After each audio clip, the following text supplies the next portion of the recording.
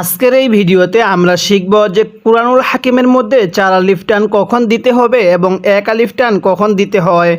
তাই ভিডিওটি কেউ একটুও টানবেন না, সম্পূর্ণ ভিডিওটি দেখতে থাকুন। তো চলুন আমরা ভিডিওটি শুরু করি। বিসমিল্লাহির রহমানির রহিম। আমি গত পর্বের মধ্যে এই সূরাতুল বাকারার 245 নং আয়াত পর্যন্ত আলোচনা করছিলাম। আজকে আমি এই 245 নং আয়াতের পর থেকে আলোচনা করব। তাই যদি আপনি আমার পূর্বের এই গুরুত্বপূর্ণ পর্বগুলো না দেখে থাকেন, এই ভিডিওর ডেসক্রিপশনে লিঙ্ক দেওয়া থাকবে, আপনি সেখান থেকে গিয়ে দেখে আসুন। তাহলে কিভাবে পড়ব? হামজা জবর আ, লাম মিম জবর লাম, আলাম, তা জবর তা, র জবর র, আলাম তা র, হামজা জের ই, লাম লাম জবর লাল, আলাম তা র ই লাল, লাম জবর লা, মালা, হামজা জের ই, মালা ই, এখানে জেরটা হবে হামজার নিচে, তাহলে আলাম তা র ইলাল মালা ই, মিম মিম জের মিম। এই যে মিম সাকিনটার মধ্যে আমরা গুন্নাহ করব, কারণ যদি নুন সাকিনের উপরে এরকম ছোট্ট মিম থাকে তাহলে সেই মিমটিকে গুন্নাহ করে পড়তে হয়। মিম সাকিনের পরে বা থাকলে গুন্নাহ করতে হবে, এই জন্য এই মিমটিকে গুন্নাহ করব। কিভাবে পড়ব? মিম বানি, এই নুনের মধ্যে আমরা 3 আলিফ টান দিব। যখন দেখবেন মদের হরফের উপর এরকম চিকন চিহ্ন, এরপরে লম্বা হামজা, তখন সেখানে 3 আলিফ টেনে পড়বেন। তাহলে ইয়াটি হলো মদের হরফ, আর এর উপরে এই চিকন চিহ্ন, আর এরকম চিকন চিহ্নের পরে লম্বা হামজা থাকলে 3 আলিফ টানতে হয়। মিম বানি, এরপরে হামজা সিনজের ইস, র আলিফ জবর র, এই রয়ের মধ্যে আমরা 4 আলিফ টান দিব। যদি মদের হরফের উপর এরকম মোটা চিহ্নটা, এরপরে যদি এইরকম গোল হামজা থাকে তাহলে সেখানে আমাদের 4 আলিফ টেনে পড়তে হবে। কিভাবে পড়ব? মিম বানি ইসরাঈলা, তাহলে এখানে ইয়ায়ের মধ্যে 3 আলিফ টান দিব আর রয়ের মধ্যে 4 আলিফ টান দিব। অবশ্যই এই নিয়মগুলো আপনি স্মরণ রাখবেন, যাতে করে পরবর্তী যখন এই নিয়মগুলো আসবে তখন দ্বিতীয়বার যেন আপনার বুঝতে সমস্যা না হয়। তাহলে আমার সাথে পড়ুন। মিম বানি ইসরাঈলা,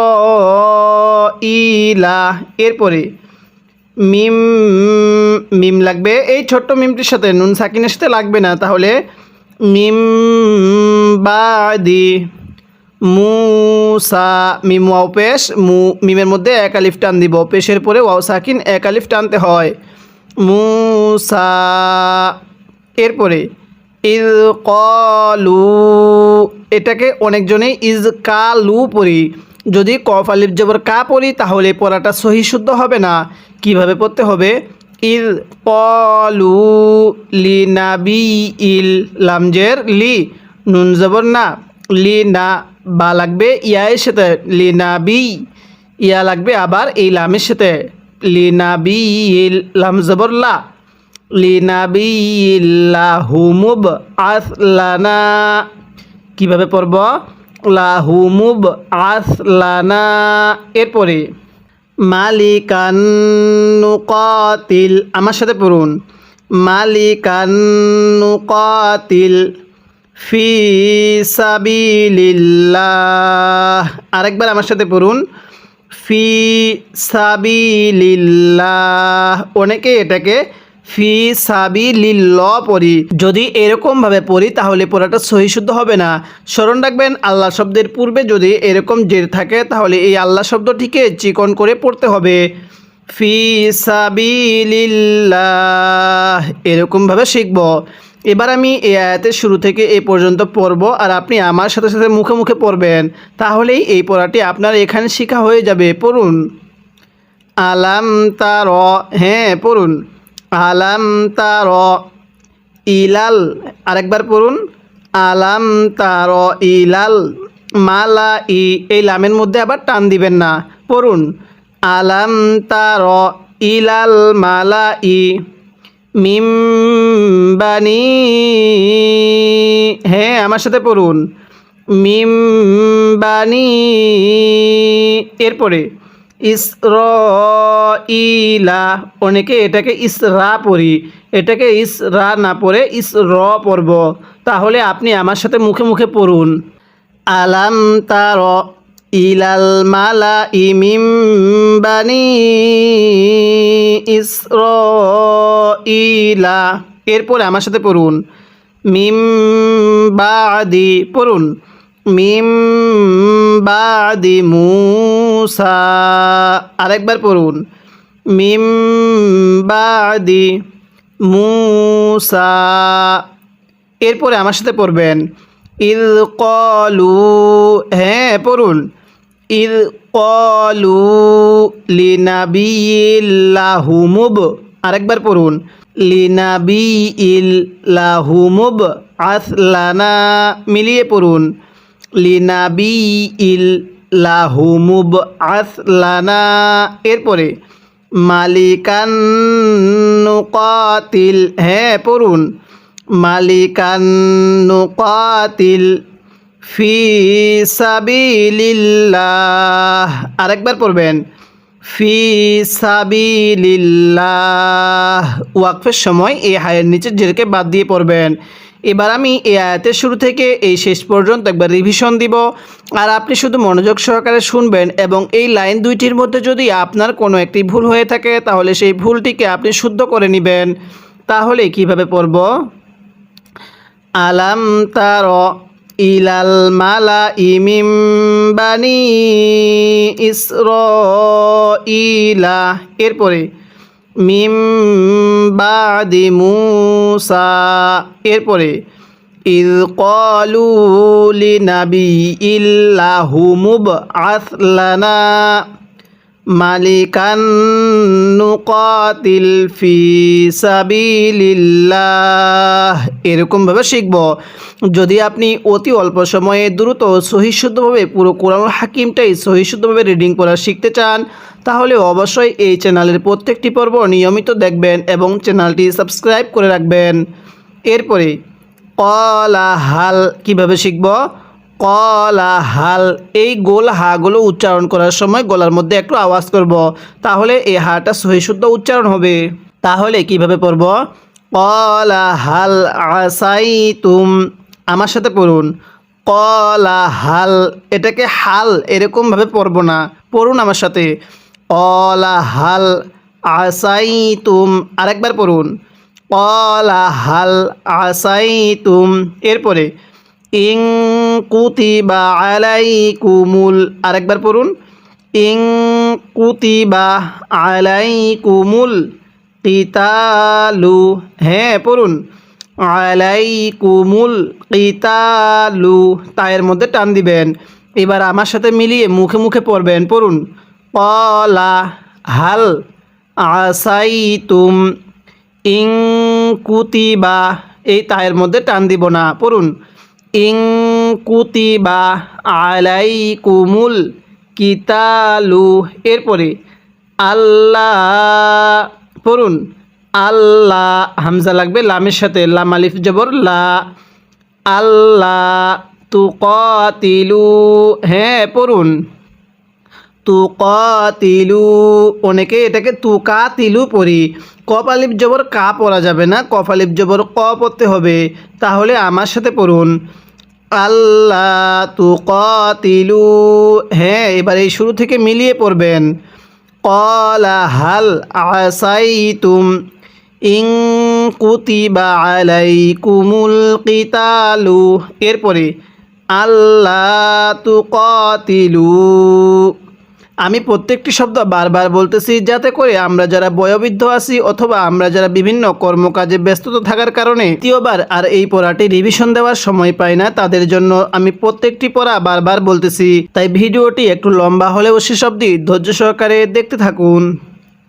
এরপরে ক্বালু ওয়া মা লানা, হ্যাঁ পড়ুন। ক্বালু, এটাকে কালু পড়ব না, ক্বালু ওয়া মা লানা, এই নুনের মধ্যে আমরা কয়ালিফ টান দিব। এই মুহূর্তে যারা আমার এই ভিডিওটি দেখতেছেন তারা অবশ্যই ভিডিওটির কমেন্ট বক্সে লিখে জানিয়ে দিবেন এই নুনের মধ্যে আমরা কয়ালিফ টান দিব। ওয়া মা লানা, এরপরে আল্লা নুকাতিলা, কীভাবে পড়ব? আল্লা নুকাতিলা ফি সাবিলিল্লাহি, পড়ুন ফি সাবিলিল্লাহি। এবার এই শুরু থেকে মিলিয়ে পড়বেন। ক্বালু, এরপরে ওয়া মা লানা, পড়ুন ওয়া মা লানা আল্লা নুকাতিলা ফি সাবিলিল্লাহি, এরপরে ওয়াকদ উখরিজনা, ওয়াকদ উখরিজনা, এই জিমের মধ্যে আমরা ধাক্কা দিয়ে পড়ব, কারণ জিমটি হলো কলকলার হরফ, আর কলকলার হরফ হলো 5টি কফ, ত, বা, জিম, দাল। এখানে জিম হওয়ার কারণে ধাক্কা দিয়ে পড়ব।